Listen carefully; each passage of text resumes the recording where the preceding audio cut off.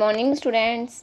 बेटा आज हम ज्योग्राफी का 8th चैप्टर आज हम स्टार्ट करने जा रहे हैं। ज्योग्राफी का 8th चैप्टर है परिवहन एवं संचार। तो आज हम इस चैप्टर के अंदर परिवहन और संचार के बारे में पढ़ेंगे। तो सबसे पहले तो देखिए बेटा, परिवहन क्या होता है। परिवहन का मतलब होता है जब व्यक्तियों को, वस्तुओं को एक स्थान से दूसरे स्थान पर लाया ले जाया जाता है तो उसे परिवहन कहा जाता है, जिसे यातायात भी बोला जाता है या जिसे ट्रांसपोर्ट, इंग्लिश में ट्रांसपोर्ट भी बोला जाता है। और संचार क्या होता है, जब एक व्यक्ति दूसरे व्यक्ति से बातचीत कर अपने विचारों को दूसरों तक पहुंचाता है या लिख कर दूसरों तक पहुंचाता है तो उसे संचार या कम्युनिकेशन कहा जाता है, जिसे वार्तालाप भी कहा जाता है। तो आज हम इस चैप्टर के अंदर इन दोनों के बारे में ही अच्छे से डिस्कस करेंगे। बहुत ही इजी चैप्टर है बेटा, ये बहुत इंपॉर्टेंट है। आपको अच्छे से इस वीडियो को देखना है। आई होप आप इसको जब एक बार देखोगे तो आपको एक बार में ही समझ में आ जाएगी। मैं आपको बहुत ही इजी लैंग्वेज में इसे समझाने की कोशिश करूँगी ताकि आपको किसी तरह की कोई भी प्रॉब्लम ना आए। तो देखिए बेटा, सबसे पहले तो हम परिवहन के बारे में पढ़ते हैं। तो देखिए परिवहन क्या होता है। परिवहन क्या है, परिवहन के अंदर देखिए बेटा क्या बताया गया है। परिवहन व्यक्तियों और वस्तुओं को एक स्थान से दूसरे स्थान तक वहन करने की सेवा या सुविधा को कहते हैं। यानी कि परिवहन एक ऐसा साधन है जिसके अंदर व्यक्तियों को या वस्तुओं को एक स्थान से दूसरे स्थान पर जब लाया ले जाया जाता है तो उसे परिवहन कहा जाता है। जैसे एग्जाम्पल के लिए, जब आप लोगों को स्कूल जाना होता है तो आप किसी न किसी साधन को यूज़ करते हो। कुछ बच्चे हैं जो साइकिल के द्वारा आते हैं, कुछ बच्चे हैं जो स्कूल के साधन का, स्कूल के वाहन का, बस का, वैन का प्रयोग करते हैं। कुछ बच्चे ऐसे हैं जो पैदल, या कुछ बच्चे बसों के द्वारा स्कूल में पहुंचते हैं। तो जो भी तरीका है, जिस भी तरीके से हमें जिस स्थान पर जाना है वहां तक जाने के लिए हम जिन साधनों का प्रयोग करते हैं वो परिवहन कहलाते हैं। तो इसके अंदर क्या है, मनुष्य, पशु और विभिन्न प्रकार की गाड़ियों का प्रयोग किया जाता है। अलग अलग प्रकार के साधन के द्वारा अलग अलग प्रकार की गाड़ियों का प्रयोग करके एक स्थान से दूसरे स्थान तक जाया जाता है। तो पुराने समय में क्या होता था, पुराने समय के अंदर ये बड़े बड़े व्हीकल्स नहीं थे। पुराने समय में क्या था, रेलगाड़ी, ये बैलगाड़ी, ऊंट गाड़ी, घोड़ा गाड़ी, इन सब चीज़ों का ज़्यादा चलन था। इनके द्वारा ही क्या है, अपने स्थान तक जाया जाता था। और इसके अंदर क्या है, कई कई दिन लग जाते थे अपने स्थान तक, एक जगह से दूसरी जगह पहुंचने में कई कई दिन लग जाते थे।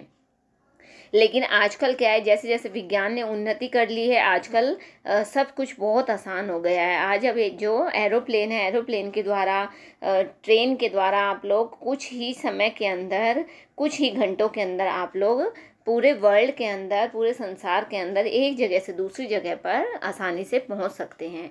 तो बहुत सारे साधन हैं जिसके द्वारा हम इस संसार की जो सारी दूरी है उसको कम कर दिया है। तो अलग अलग प्रकार के साधन हैं। तो आज हम इसके अंदर उन सारे साधनों के बारे में डिस्कस करेंगे।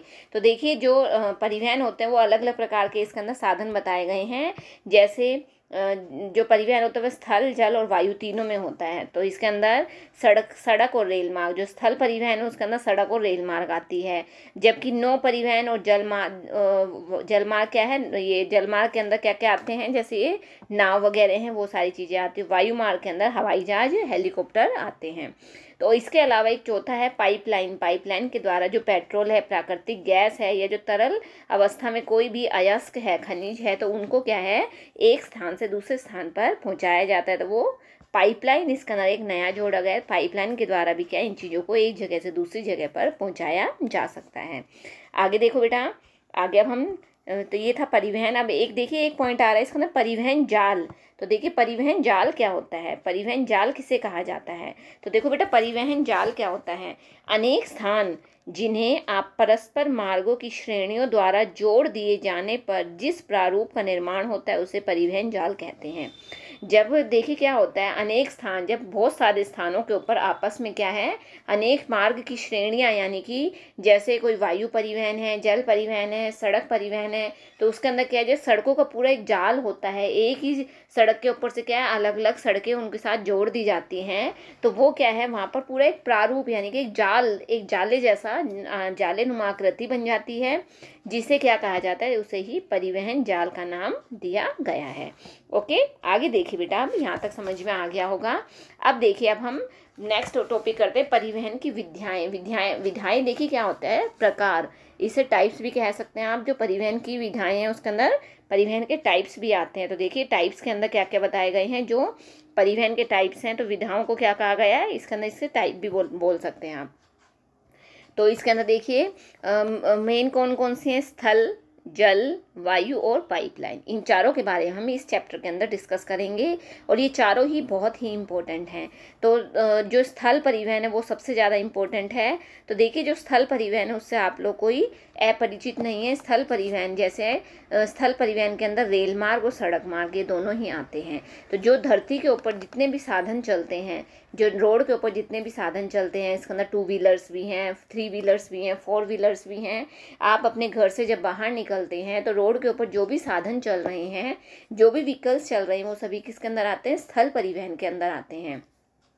रोड के ऊपर चलने वाले जितने भी साधन हैं वो सारे स्थल परिवहन कहलाते हैं। और ये सबसे इम्पोर्टेंट है। अब इसको सबसे इम्पोर्टेंट क्यों बताया गया है, देखिए बेटा, जो जल परिवहन है, जो वायु परिवहन है और जो रेल परिवहन है, रेल मार्ग है, वो तीनों ही किसके साथ लिंक्ड हैं, वो तीनों ही स्थल के साथ लिंक हैं। वो कैसे, अब ध्यान से सुनो इसको। अगर आपको रेलवे स्टेशन तक जाना है, अगर आपको किसी ऐसी जगह पर जाना है जहाँ क्या है, जैसे आपको यहाँ से दिल्ली तक जाना है, तो उसके लिए क्या आपको ट्रेन की ज़रूरत है। अब ट्रेन पकड़ने के लिए भी क्या है, आपको कहाँ जाना पड़ेगा, रेलवे स्टेशन ही तो जाना पड़ेगा, या ट्रेन आपके घर तक आ जाएगी। ऐसा तो नहीं है ना बेटा कि ट्रेन आपके घर पर आएगी और आपको बिठा कर ले जाएगी और वापस आपको घर छोड़ देगी, नहीं, ऐसा नहीं है। इसके लिए हमें क्या है, सबसे पहले कहाँ जाना होगा, रेलवे स्टेशन जाना होगा। रेलवे स्टेशन जाने के लिए भी हमें क्या है, स्थल परिवहन को ही प्रयोग में लाना होगा। आप चाहे स्कूटर से जा रहे हो, आप बाइक से जा रहे हो, अपनी गाड़ी से जा रहे हो, तो यानी कि वहाँ तक जाने के लिए भी आपको क्या है, स्थल को ही यूज़ करना, यानी कि सड़क मार्ग को यूज़ करना होगा। जो सड़क मार्ग है वो सबसे इम्पोर्टेंट है। इन सभी के अंदर जो सबसे इम्पोर्टेंट है वो कौन सा है बेटा, सड़क मार्ग। क्योंकि आपको किसी भी प्रकार का अगर परिवहन यूज़ करना है तो उसके लिए आपको क्या है, सड़क परिवहन को ही यूज़ करना होगा, उसके बाद ही आप वहाँ पहुँच पाएंगे। नेक्स्ट है जल परिवहन। जैसे जल परिवहन आपको कोई बहुत बड़ा व्यापार कर वो है, व्यापार से रिलेटेड कोई भी माल आपको एक जगह से दूसरी जगह पहुँचाना है, या किसी इंसान को एक जगह से दूसरी जगह जाना है, उसके लिए क्या है, वो जल परिवहन को, नाव वगैरह को, जहाज को यूज़ कर रहा है। तो उसके लिए भी क्या है, जहाज आपके पास चलकर नहीं आएगा, उसके लिए भी आपको कहाँ जाना होगा, उसके लिए भी आपको उसके पास जाना होगा। उसके लिए आपको किसका यूज़ करना होगा, सड़क परिवहन का ही उसके लिए आपको यूज़ करना पड़ेगा। और नेक्स्ट है वायु परिवहन। वायु परिवहन के लिए भी क्या है, जो हवाई जहाज है वो आपकी छत पे तो नहीं उतरेगा, या आपके घर पे आ जाएगा आपको लेने के लिए, ऐसा तो नहीं है ना। उसके लिए क्या है बेटा, हमें कहाँ जाना होगा, उसके लिए हमें अगर हमें एरोप्लेन से जाना है तो उसके लिए हमें वहीं पर जाना होगा, और तभी हम वहाँ जाकर क्या है, हम एरोप्लेन से हम अपने जहाँ पर हमें पहुँचना है हम वहाँ पर जा सकते हैं। तो इस प्रकार से इन सारे परिवहन के अंदर सबसे ज़्यादा इम्पोर्टेंट वो कौन सा है, सड़क परिवहन है। सड़क परिवहन के बिना आप लोग कहीं भी नहीं पहुँच सकते हैं। आई होप आपको बेटा यहाँ तक अच्छे से समझ में आ गया होगा।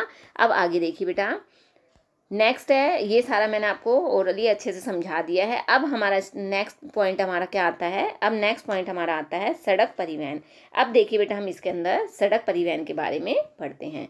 नेक्स्ट हमारा क्या आ रहा है, सड़क परिवहन आ रहा है। तो सड़क परिवहन के अंदर देखिए, ये नेक्स्ट है हमारा सड़क परिवहन। ये देखिए बेटा, सड़क परिवहन। अब हम इसके अंदर सड़क परिवहन के अंदर एक एक करके हम डिस्कस करते चलते हैं। तो सड़क परिवहन में देखिए, सड़क परिवहन मैंने आपको अभी समझाया है, जितने भी 2 व्हीलर्स हैं, 4 व्हीलर्स हैं, 3 व्हीलर्स हैं, जो सड़क के ऊपर चलते हैं, जिसमें car, scooter, bike, motorcycle, cycle, truck, बस, ये सब किस में आते हैं, सड़क परिवहन के अंदर आते हैं। तो जो एक स्थान से दूसरे स्थान तक जाने के लिए क्या है, सड़क परिवहन को सबसे ज़्यादा यूज़ किया जाता है, और पुराने समय से ही जो सड़क परिवहन है बहुत ही इम्पोर्टेंट है। इसके अंदर क्या बताया गया है, जैसे शुरुआत में क्या होता था बेटा, कि जैसे इसमें दुल्हन का एग्जाम्पल दिया गया है। जैसे दुल्हन की डोली को, पालकी को 4 व्यक्ति, मतलब उसे इन्हें कहार कहा जाता था, उठाकर अपने कंधों पर लेकर जाते थे। धीरे धीरे क्या हुआ, पशुओं का प्रयोग होने लगा, बोझड़ होने के लिए पशुओं का प्रयोग होने लगा। इसमें घोड़ा गाड़ी, ऊंट गाड़ी, बैल गाड़ी, खच्चर गाड़ी का प्रयोग होता था। इसके बाद धीरे धीरे क्या हुआ, पहिए का आविष्कार हुआ। पहिए का आविष्कार होने से क्या हुआ कि पहिए का आविष्कार हुआ तो बड़ी बड़ी गाड़ियाँ बनने लगी, व्हीकल्स बनने लगे। स्कूटर, बाइक, साइकिल, इन सारी चीज़ों का आविष्कार हुआ। तो इस प्रकार से धीरे धीरे करके क्या है, हर क्षेत्र के अंदर क्रांति आती चली गई। और इसी प्रकार से सबसे पहले सार्वजनिक जो रेल मार्ग था 1825 के अंदर उत्तरी इंग्लैंड के स्कॉटन और डर्लिंगटन स्थान के बीच में आरंभ हुआ। तो सबसे पहला जो सार्वजनिक जो रेल मार्ग बनाया गया था वो 1825 में उत्तरी इंग्लैंड के स्कॉटन और डर्टलिन नामक स्थान में सबसे पहले शुरुआत इसकी हुई थी। और उसके बाद से रेल मार्ग जो था 19वीं शताब्दी में परिवहन के सर्वाधिक मतलब सबसे अधिक लोकप्रिय साधन के अंदर आ गया था। क्योंकि जो रेल परिवहन है, रेल मार्ग है, वो क्या है, चीप, सस्ता होता है। वो उसके अंदर एक बार में बहुत सारी सवारियां जा सकती हैं और एक बार में बहुत सारे सामान को ले जाया जा सकता है। लेकिन जो सड़क परिवहन होता है वो क्या है, महंगा होता है। बस वगैरह के अंदर जाना, उसका किराया बहुत ज़्यादा होता है और उसके अंदर लिमिट, उसके अंदर कुछ व्यक्ति ही जा सकते हैं और थोड़ा सामान ही उसके अंदर जा सकता है। तो इस प्रकार से जब से रेल मार्ग के अंदर की शुरुआत हुई है तब से रेल मार्ग में बहुत ही ज़्यादा क्रांति हुई है, बहुत ज़्यादा इसके अंदर उन्नति हुई है। क्योंकि इससे क्या है, ये सड़क परिवहन से बहुत ही ज़्यादा चीप, बहुत ज़्यादा सस्ता पड़ता है। आगे है बेटा, अब एक इसमें पॉइंट आ रहा है बोझा ढोने वाले पशु। अब देखिए, बोझा ढोने वाले, पुराने समय के अंदर क्या होता था कि जब किसी सामान को एक जगह से दूसरी जगह पर ले जाना होता था तो उसके लिए क्या है, पशुओं को प्रयोग किया जाता। तो सबसे पहले जो घोड़े का प्रयोग किया गया तो पश्चिमी देशों में भारवाही पशुओं के रूप में किया गया था। उसके बाद कुत्ते और रेंडियर जो है, इनका उपयोग कहाँ पर हुआ था, उत्तरी अमेरिका, उत्तरी यूरोप और साइबेरिया के हिम आच्छादित मैदान, यानी कि ऐसे एरिया जहाँ पर चारों तरफ बर्फ ही बर्फ होती है। तो बर्फ वाले क्षेत्र के अंदर बेटा एक स्लेज नामक एक गाड़ी, एक लकड़ी की गाड़ी टाइप में बनी होती है और वहाँ पर उनको खींचने के लिए क्या है, कुत्ते या रेंडियर, ये सिर्फ कहाँ पाए गए हैं, ये कुत्ते अपने यहाँ जैसे नहीं होते, वो अलग नस्ल के होते हैं। तो ये जहाँ पर बर्फ होती है ये ऐसे एरियाज में ही पाए जाते हैं और इन्हें क्या है, गाड़ी को खींचने के लिए इनका प्रयोग किया जाता है। जैसे अपने इधर क्या है, घोड़ा गाड़ी, बैलगाड़ी, उनको यूज़ किया जाता है, ऐसे उधर कुत्तों को, रेंडियरों को उपयोग किया जाता था। इसके अलावा जो पर्वतीय प्रदेश थे, यानी कि जो पर्वत वाले प्रदेश थे, उसके अंदर क्या है, खच्चर का उपयोग होता था। जो गधे की तरह का, गधे की एक नस्ल का होता है खच्चर, जिसे बोला जाता है। और जो ऊँट है, ऊँट का उपयोग आप सभी को पता है कहाँ होता है, मरुस्थल के अंदर होता है, जिन्हें मरुस्थल का जहाज भी कहा जाता है, रेगिस्तान का जहाज कहा जाता है ऊँट को। तो ऊँट का प्रयोग मरुस्थल यानी कि मिट्टी वाले एरियाज के अंदर होता था। और भारत के अंदर बैल का जो प्रयोग है वो किसके लिए किया जाता है, गाड़ी को, बैलगाड़ी जिसे बोला जाता है, उसे खींचने के लिए प्रयोग में लाया जाता है। समझ में आ गया बेटा। अब देखिए आगे, नेक्स्ट आता है सड़कें। अब देखिए सड़कों में देखिए क्या बताया गया है। सड़कें जो हैं छोटी दूरियों के लिए सड़क परिवहन रेल परिवहन की अपेक्षा आर्थिक दृष्टि से लाभदायक होती है। अगर आपको थोड़ी दूरी के लिए जाना है तो उसके लिए क्या है, आपको सड़क परिवहन को ही चूज़ करना होगा। उसके लिए आप रेल परिवहन क्या है, जो लंबी दूरी की, जो लंबी मतलब जहाँ पर आपको अगर अपने एरिया से दूर जाना है तो वहाँ के लिए क्या है, रेल परिवहन ज़्यादा अच्छी रहती है। लेकिन अगर थोड़ी दूरी पर जाना है तो उसके लिए क्या है, सड़क परिवहन सबसे ज़्यादा बेटर होती है। तो सड़क भी क्या है, दो प्रकार की होती है, कच्ची सड़कें और पक्की सड़कें। तो जो कच्ची सड़कें हैं जो कच्ची सड़कें थी वो निर्माण की दृष्टि से सरल होती है, लेकिन क्या होता है, जब ऋतुएं परिवर्तित होती हैं, यानी जब बारिश का मौसम आता है तो वहाँ पर ये उपयोगी नहीं होती हैं। कच्ची सड़कें सारी टूट जाती हैं, इन पर बारिश के मौसम में इन पे मोटर वाहन आदि नहीं चल सकते। लेकिन जो पक्की सड़कें होती हैं वो उनके ऊपर लागत ज़्यादा आती है, लेकिन जब अगर बहुत अधिक बारिश आ गई है, बाढ़ आ गई, तो उस समय ये भी प्रभावित हो जाती हैं। हल्की फुल्की बारिश को तो ये सहन कर लेती हैं, लेकिन बहुत अधिक बारिश आने पर क्या है, ये पक्की सड़कें भी खराब हो जाती हैं।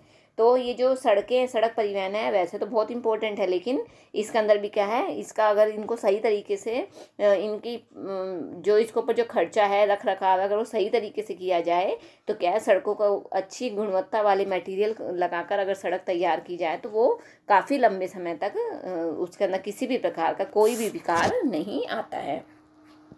अब जो विश्व की कुल मोटर वाहन चलाने की जो योग्यता है, विश्व के अंदर जो मोटर वाहन योग्य है, सड़कों की लंबाई है वो कितनी है, 150 लाख किलोमीटर है, जिसका 33% जो भाग है वो उत्तरी अमेरिका के अंदर पाया गया है। यानी कि उत्तरी अमेरिका के अंदर सबसे ज़्यादा सड़क परिवहन यानी सड़क मार्ग पाए गए हैं। और जो सर्वाधिक सड़क घनत्व और सबसे अधिक वाहनों की संख्या वो पश्चिमी यूरोप की तुलना में इस महाद्वीप में ही, यानी कि उत्तरी महाद्वीप में ही सबसे ज़्यादा पाया गया है। जो सड़कों का घनत्व है, सड़कों का विस्तार है, वो कहाँ सबसे अधिक पाया गया, उत्तरी अमेरिका में। ये बहुत इंपॉर्टेंट क्वेश्चन है बेटा, इसको माइंड में रखना कि जो उत्तरी अमेरिका है, उत्तरी अमेरिका के अंदर जो सड़क परिवहन है उसे उत्तरी अमेरिका में जो सड़क परिवहन है उसका घनत्व सबसे अधिक पाया गया है। ये वेरी शॉर्ट क्वेश्चन के अंदर आप लोगों से पूछा जा सकता है। ओके, आगे अब देखिए नेक्स्ट पॉइंट आता है बेटा आपका महामार्ग। महामार्ग के अंदर देखिए महामार्ग क्या होता है। महामार्ग जो दूरस्थ सड़कों को जोड़ने वाली पक्की सड़कें होती हैं, इनका निर्माण इस प्रकार से किया जाता है कि अबाधित रूप से यातायात का आवागमन यानी कि यातायात आ जा सके। महामार्ग जो होते हैं बहुत ही, उसके अंदर क्या है, भारी भारी व्हीकल्स चलते हैं उस पर, और उसके अंदर वो बहुत बड़ी बड़ी लेन होती है, उसके अंदर अलग अलग लेन बनाई जाती है, बहुत चौड़े चौड़े होते हैं ताकि उसके अंदर एक बार में ही बहुत सारे यातायात उसमें से निकल सके, बहुत सारे साधन निकल सकें, ताकि किसी भी प्रकार की कोई भी दिक्कत कोई भी परेशानी न हो सके। ओके, ये देखिए बेटा ये पिक्चर दिखाई गई है, ये धर्मावरम टूनी राष्ट्रीय राजमार्ग। देखिए कितना चौड़ा है, ये कितनी लेन से इसके अंदर 1 2 3 तो इस साइड है, 3 ही इस साइड है। तो इस प्रकार से अलग अलग लेन के ऊपर व्हीकल्स को चलने में किसी भी प्रकार की परेशानी नहीं होती है। अब महामार्ग का ही बताया गया है, जो महामार्ग है वो भी कहाँ पर है, अमेरिका में महामार्ग का जो घनत्व है सबसे ऊंचा है। अमेरिका के अंदर ही हमने अभी पढ़ा था सड़कों का घनत्व, महामार्गों का जो घनत्व है वो भी कहाँ पर, अमेरिका के अंदर ही सबसे अधिक पाया गया है। ओके, इसके अलावा पश्चिमी प्रशांत महासागरीय तट पर स्थित नगर पूर्व में अटलांटिक महासागरीय तट पर स्थित नगरों से भली भांति जुड़े हुए, मतलब आपस में जुड़े हुए हैं, और उत्तर में कनाडा के नगर और दक्षिण में मैक्सिको के जो एरियाज है वो भी आपस में जुड़े हुए हैं। ये अभी हम आगे पढ़ेंगे, बहुत जो बड़े बड़े जो एरियाज है कौन सी सड़क किसको जोड़ती है उस सब के बारे में हम आगे डिस्कस करते हैं। एक एक करके सारे पॉइंट्स क्लियर करते चलेंगे ताकि आपको किसी भी प्रकार की कोई भी परेशानी न आए। आगे देखिए बेटा नेक्स्ट आता है चीन में। चीन के बारे, इसमें सबके बारे में देखिए अलग अलग दिया गया है। यूरोप में वाहनों की विशाल संख्या और महामार्गों का बहुत बड़ा विशाल पाया गया है। रूस में यूराल के पश्चिम में औद्योगिक प्रदेश में बहुत अधिक महामार्ग पाए गए हैं।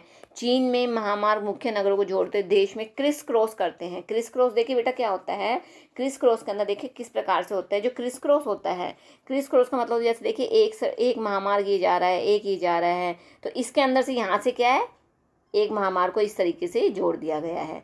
ठीक है, ये एक इधर जा रही है, एक ऐसे ही एक रास्ता ये इस तरीके से जोड़ दिया गया है, तो ये क्रिस क्रॉस कहलाता है। मतलब क्रॉस के रूप में यहाँ पर क्या है, क्रॉस बन जाते हैं। एक रोड आगे की इधर जा रहा है, एक मतलब आपस में क्या है, देखिए ये बीच के अंदर क्या है, सारे आपस में क्रॉस बना रहे हैं, तो ये क्रिस क्रॉस कहलाता है। तो इस प्रकार का जो जाल है वो कहाँ पर पाया गया, चाइना के अंदर सबसे ज़्यादा पाया जाता है। भारत में भी क्या अनेक बहुत सारे महामार्ग पाए गए हैं जो बड़े बड़े नगरों को शहरों को जोड़ते हैं। जैसे राष्ट्रीय राजमार्ग संख्या 7, जो 7 राष्ट्रीय राजमार्ग वो वाराणसी को कन्याकुमारी से जोड़ती है, जो देश का सबसे लंबा राष्ट्रीय राजमार्ग है। जो पूरे भारत के अंदर सबसे लंबा अगर राष्ट्रीय राजमार्ग महामार्ग पूछा जाए तो कौन सा है, महामार्ग संख्या 7 है, जो कहाँ से कहाँ तक है, वाराणसी से कन्याकुमारी तक है। इसके अलावा स्वर्णिम चतुर्भुज द्रुत मार्गों के अलावा मुख्य महानगरों जैसे नई दिल्ली, मुंबई, बेंगलोर, चेन्नई, कलकत्ता, हैदराबाद, इनको भी आपस में जोड़ा गया है ताकि किसी भी प्रकार की कोई भी परेशानी न आए एक स्थान से दूसरे स्थान तक जाने के लिए। अफ्रीका में भी क्या है, जो महामार्ग बहुत बड़े बड़े हैं। इसके अलावा अफ्रीका के अलावा यूरोप में विश्व का सघनतम रेल तंत्र पाया गया है। अब ये रेल के बारे में आ गया, इसके अंदर रेल मार्ग आ गया है। रेल मार्ग में देखिए तो ये था बेटा आपका सारा क्या था, ये जो बड़े बड़े महामार्ग है। नेक्स्ट पॉइंट आता है सीमावर्ती सड़कें। सीमावर्ती सड़कें देखिए क्या होती हैं, अंतर्राष्ट्रीय सीमाओं के सहारे बनाई गई सड़कों को सीमावर्ती सड़कें कहा जाता है। सीमावर्ती सड़कों में क्या क्या आता है बेटा, जो सीमावर्ती सड़कें हैं उसके अंदर देखिए अंतर्राष्ट्रीय सीमाओं के सहारे बनाई गई सड़कों को क्या कहा जाता है, सीमावर्ती सड़कें। यानी कि जो बड़े बड़े जो राष्ट्रीय राजमार्ग हैं उसके साथ साथ उसके सहारे उनके साथ में जिन सड़कों को बनाया गया है जिसमें छोटे जो व्हीकल्स होते हैं उनको निकालने के लिए, तो एक नगर से दूसरे नगर को जोड़ने के लिए उन्हें क्या कहा गया, सीमावर्ती सड़कों का नाम दिया गया है। सभी देशों में गांव और सैन्य शिविरों तक वस्तुओं को पहुंचाने के लिए ऐसी सड़कें पाई जाती हैं। ऐसा क्यों किया जाता है बेटा, देखिए जो बड़े बड़े राजमार्ग होते हैं उसके ऊपर तो क्या है, बड़े बड़े व्हीकल्स चलते हैं, जैसे ट्रक वगैरह, लोडिंग ट्रक वगैरह चलते हैं। अब उसमें क्या है, मोस्टली जाम लगा रहता है, तो इस जाम से बचने के लिए क्या है, उनके साथ में एक और सड़क का निर्माण किया जाता है जिसे सीमावर्ती सड़क कहा गया है। उन पर क्या होता है, जो छोटे व्हीकल्स हैं, 2 व्हीलर हैं, 4 व्हीलर है, वो इजीली उसमें रन कर सकते हैं ताकि वहाँ पर जाम की स्थिति न बन सके। ओके, आपको समझ में आ गया होगा सीमावर्ती सड़कें क्या होती हैं। आगे देखिए बेटा, नेक्स्ट हमारा पॉइंट आता है, जो नेक्स्ट पॉइंट है वो क्या है हमारा, नेक्स्ट पॉइंट है बेटा हमारा रेल मार्ग। अब हम देखिए रेल मार्ग के बारे में डिस्कस करते हैं। जो रेल मार्ग है वो लंबी दूरी तक वस्तुओं और यात्रियों को पहुंचाने की एक सुविधा है। मतलब रेल मार्ग के द्वारा लंबी दूरी का अगर हमें सफ़र तय करना है तो उसके लिए हमें रेल मार्ग को अपनाना होगा। और रेल के द्वारा क्या है, एक बार में बहुत सारे यात्रियों को रेल एक साथ ले जा, उसके अंदर इतनी कैपेसिटी होती है कि वो एक बार में बहुत सारी वस्तुओं को और बहुत सारे व्यक्तियों को एक बार में ही लेकर जा सकती है। और जो रेल का जो किराया होता है वो भी बहुत सस्ता होता है। गरीब से गरीब भी रेल की यात्रा आराम से कर सकता है। जो रेल लाइनों की चौड़ाई है वो हर देश में अलग अलग पाई जाती है, जिन्हें सामान्यतः बड़ी होती है वो 1.5 मीटर या इससे अधिक होती है। मानक होती है सेकंड नंबर, मतलब ना छोटी ना बड़ी, वो 1.44 मीटर। मीटर लाइन जिसे 1 मीटर बोला गया है, और एक होती है छोटी लाइन। तो ये इस प्रकार से अलग अलग लाइनों के अंदर इन्हें बांटा गया, इन्हें डिवाइड किया गया है। जिस एरिया के अंदर जितना एरिया होता है उसके अकॉर्डिंग क्या है, वहाँ पर रेल मार्ग बना दिए जाते हैं, ट्रेन पटरियों का निर्माण किया जाता है। ओके, इसके अंदर देखिए एक बताया गया, विश्व के अंदर लगभग 13 लाख किलोमीटर लंबे रेल यातायात मार्ग है। पूरे वर्ल्ड के अंदर बताया गया है 13 लाख किलोमीटर जो लंबे हैं वो रेल के यातायात मार्ग पाए गए हैं। ओके, आगे देखो बेटा, ये यूरोप में बताया गया, यूरोप में विश्व का सबसे सघनतम रेल तंत्र पाया गया है और यहाँ रेल मार्ग लगभग 4,40,000 किलोमीटर लंबे पाए जाते हैं। हर एरियाज के अलग अलग बताए गए हैं। लंदन, पेरिस, बर्लिन, वारसा ये बहुत ही मुख्य रेल केंद्र हैं। इंग्लैंड में भी क्या है, जो रेल है वो बहुत उसका सघन जाल पाया गया है। महाद्वीप पारीय रेल मार्ग के अंदर भी पाया गया है। अब आगे देखिए, यूराल के पश्चिम में अत्यंत सघन जाल रूस के रेल मार्ग द्वारा 90% जो भाग है वो रेल मार्ग द्वारा पाया गया है। उत्तरी अमेरिका में सबसे अधिक विस्तृत रेल तंत्र है, जो विश्व के कुल रेल मार्ग का लगभग 40% उसका एरिया पाया गया है। कनाडा में जो रेल मार्ग है वो सार्वजनिक सेक्टर में है, पूरे विरल होता है बहुत कम जनसंख्या वाले क्षेत्रों में विस्तृत है। और इसके अलावा ऑस्ट्रेलिया में लगभग 40,000 किलोमीटर लंबे रेल मार्ग पाए गए हैं, जिसका जो 25% वो अकेले कहाँ पाया गया, न्यू साउथ वेल्स में पाया गया है। देखिए जहाँ पर पॉपुलेशन ज़्यादा होगी बेटा वहीं पर ही क्या है, हर चीज़ वहीं पर ही ज़्यादा से ज़्यादा पाई जाती है। दक्षिण अमेरिका में रेल मार्ग 2 प्रदेशों में सघन है, जो कहाँ पर अर्जेंटीना का पंपास और ब्राज़ील के कॉफ़ी उत्पादक प्रदेश, इन दोनों के अंदर क्या है, रेल मार्ग का लगभग 40% जो एरिया वो यहीं पर पाया जाता है। ओके, आगे देखिए बेटा, और एशिया में जापान, चीन और भारत के सघन बसे हुए क्षेत्रों में रेल मार्ग का सबसे अधिक घनत्व पाया जाता है। इसके अलावा दूसरा विशालतम महाद्वीप होने के बावजूद अफ्रीका में केवल 40,000 किलोमीटर लंबे रेल मार्ग है, जिसमें सोने, हीरे और तांबे की खनन के जो क्रियाकलाप हैं उसके कारण अकेले दक्षिण अफ्रीका के अंदर 18,000 किलोमीटर लंबे रेल मार्ग पाए गए हैं। आया बेटा समझ में? पूरे अफ्रीका के अंदर तो क्या है 40,000 किलोमीटर, लेकिन अफ्रीका का भी जो दक्षिण एरिया है, दक्षिण अफ्रीका है, उसके अंदर अकेले दक्षिण अफ्रीका में ही 18,000 किलोमीटर। क्यों? क्योंकि वहाँ पर दक्षिण अफ्रीका के अंदर सोने की खान, हीरे की खान और तांबे की खान पाई गई हैं। इस वजह से वहाँ पर रेल मार्ग अधिक पाया गया है, क्योंकि वहाँ पर क्या है, आवागमन ज़्यादा रहता है, आना जाना ज़्यादा है, वहाँ से व्यापार वगैरह बहुत अधिक मात्रा में होता है। महाद्वीप के मुख्य रेल मार्ग, अब देखिए बेंगुला फर्स्ट है, ये इंपॉर्टेंट है बेटा, इसको ध्यान से देखो। महाद्वीपों के मुख्य रेल मार्ग है, फर्स्ट है बेंगुला रेल मार्ग जो अंगोला से कंडगा तक जाता है। सेकंड है तंजानिया रेल मार्ग जो जाम्बिया से दार ए सलाम तक जाता है। थर्ड है बोस्वाना और जिम्बाब्वे से होते हुए रेल मार्ग जो दक्षिण अफ्रीकी रेल तंत्र को जोड़ता है। और फोर्थ है दक्षिण अफ्रीका गणतंत्र में केप टाउन से प्रेटोरिया तक का जो ब्लू ट्रेन है वो सबसे इम्पोर्टेंट पाया गया है। इन सभी के अलावा Algeria, Senegal, Nigeria, Kenya, Ethiopia में भी बहुत बड़े लेवल के ऊपर क्या रेल तंत्र पाया गया है।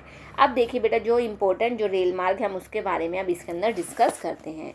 आगे देखिए, अब नेक्स्ट पॉइंट में देखिए बेटा, पार महाद्वीपीय रेल मार्ग। पार महाद्वीपीय रेल मार्ग में देखिए, जो पार महाद्वीपीय रेल मार्ग पूरे महाद्वीप से गुजरते हैं, इसके दोनों छोरों को जोड़ता है। इनका जो निर्माण होता है आर्थिक और राजनीतिक कारण से विभिन्न दिशाओं में लंबी यात्राओं की सुविधाओं के लिए किया जाता है। नेक्स्ट है पार साइबेरियन रेल मार्ग।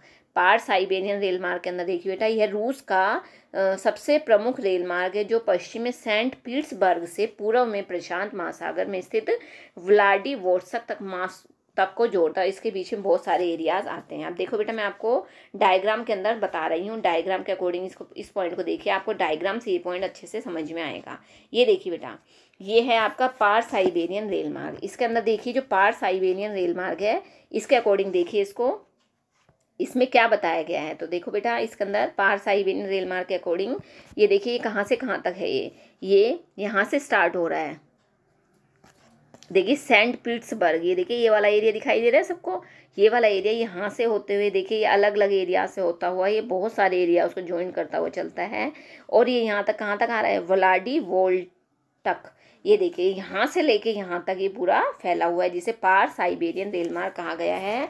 और ये बहुत इंपॉर्टेंट है, इसको आपकी बुक में डायग्राम दिया गया है, इसको आपको अच्छे से देखना है, इसको समझना है, ताकि किसी भी प्रकार की कोई भी कन्फ्यूज़न न रहे। ये इन सारे एरियाज़ को जोड़ता हुआ चलता है और यह एशिया का सबसे महत्वपूर्ण और विश्व का सबसे लंबा, इस पॉइंट को बेटा ध्यान रखना, एशिया का इम्पोर्टेंट और विश्व का सबसे लंबा रेल मार्ग है। कौन सा है, पार साइबेरियन रेल मार्ग। ये बहुत ही इंपॉर्टेंट है और ये विश्व का सबसे लंबा है। इसकी लंबाई कितनी, 9322 किलोमीटर इसकी लंबाई है। ओके, ये इसके अंदर कौन कौन से एरियाज को जोड़ता है, ये इसके अंदर सारे इसके अंदर बताए गए हैं। नेक्स्ट आता है बेटा आपका पार कैनेडियन रेल मार्ग। जो पार कैनेडियन रेल मार्ग है उसके अंदर देखिए अब पार कैनेडियन रेल मार्ग। ये पार कैनेडियन रेल मार्ग क्या है, कनाडा की 7050 किलोमीटर लंबी रेल लाइन पूर्व में हैलिफैक्स से आरंभ होकर कहाँ तक जाती है, ये प्रशांत तट पर स्थित वैंकूवर तक जाती है। अब इसको देखिए, अब इसको हम डायग्राम में देखते हैं। ये देखिए ये वाला है आपका डायग्राम पार कैनेडियन रेल मार्ग का। अब इसको देखो बेटा ध्यान से, पार कैनेडियन रेल मार्ग को देखिए, अब ये कहाँ से कहाँ तक होकर जा रहा है। तो इसके अंदर देखो बेटा, ये देखिए दिखाई दे रहा है, ये यहाँ से स्टार्ट है, ये हैलिफैक्स, ये देखिए ये वाला एरिया दिखाई दे रहा है, हैलिफैक्स होते हैं देखिए इन सारे एरियाज़ को ये जोड़ता हुआ, ये सारे बीच में जो देश आ रहे हैं इंपॉर्टेंट कंट्रीज़ को जोड़ता हुआ, ये वैंकूवर, विक्टोरिया, ये यहाँ तक ये पूरा एरिया क्या है, किसका है, ये वाला पूरा एरिया किसका है बेटा, ये इसके पार कैनेडियन रेल मार्ग का पूरा एरिया पाया गया है। ओके, अब देखिए इसके अंदर ये सारे एरियाज़ को कवर करता हुआ ये चलता है पार कैनेडियन रेल मार्ग और इसकी कुल लंबाई 7050 किलोमीटर है। ये भी बहुत ही इम्पोर्टेंट है। ओके, नेक्स्ट है संघ और प्रशांत रेल मार्ग। यह रेल लाइन अटलांटिक तट पर स्थित न्यूयॉर्क को क्लीवलैंड से स्टार्ट होती है और उसके बाद प्रशांत तट पर स्थित सैन फ्रांसिस्को को मिलाती है। इसके अंदर भी बीच बीच में क्या है, बहुत सारे एरियाज़ को ये जोड़ती हुई चलती है। ओके, आगे है ऑस्ट्रेलियाई पारद्वीप रेल मार्ग। ऑस्ट्रेलिया पारद्वीप रेल मार्ग के अंदर ये जो रेल मार्ग है वो पश्चिम तट पर पर्थ से आरंभ होकर कलगुडली, ब्रोकन हिल, पोर्ट आगास्ता से होकर पूर्वी तट पर सिडनी को मिलाते हुए महाद्वीप के दक्षिणी भाग के आर पार पश्चिम से पूर्व को चली जाती है। और आगे देखिए बेटा, नेक्स्ट है एक ओरिएंट एक्सप्रेस। ओरिएंट एक्सप्रेस में देखिए जो ये वाली जो लाइन है ओरिएंट एक्सप्रेस का, देखिए जो ओरिएंट एक्सप्रेस है, यह ओरिएंट एक्सप्रेस जो है वो पेरिस से स्टैम्बर्ग, म्यूनिक, वियना, बुडापेस्ट, बेलग्रेड से होती हुई इस्तांबुल तक जाती है। और ये लंदन से इस्तांबुल तक लगने वाली यात्रा का समय जो समुद्री मार्ग से लगने वाले 10 दिनों की तुलना में मात्र 96 आवर्स, पहले क्या 10-10 दिन लग जाते थे, लेकिन इसके अंदर अब 96 घंटे रह गया है। और ये इसके बाद इस्तांबुल को Bangkok via Iran, Pakistan, Bharat, Bangladesh, Myanmar से जोड़ने एशियाई एशियाई रेलवे के निर्माण का भी प्रस्ताव इसके अंदर जोड़ा जा रहा है। तो बेटा ये आज मैंने आपको जो रेलवे जो मुख्य जो रेल मार्ग हैं पूरे वर्ल्ड के अंदर जो इम्पोर्टेंट रेल मार्ग है उसके बारे में आज मैंने आपको बताया है। नेक्स्ट वीडियो के अंदर हम जल परिवहन के बारे में डिस्कस करेंगे। बहुत ही इम्पोर्टेंट है, इससे रिलेटेड बहुत सारे क्वेश्चंस बनते हैं। आपको इसकी रीडिंग करनी है अच्छे से, ताकि आपको सारे पॉइंट्स अच्छे से समझ में आ सकें। हर पॉइंट को आपको अच्छे समझना है, वीडियो को पूरी देखना है, ताकि आपको इसका अच्छा रिजल्ट मिल सके। और फिर भी अगर आपको किसी भी प्रकार का डाउट है तो आप मुझसे डिस्कस करोगे या मुझे कमेंट बॉक्स में लिख कर दोगे। ओके।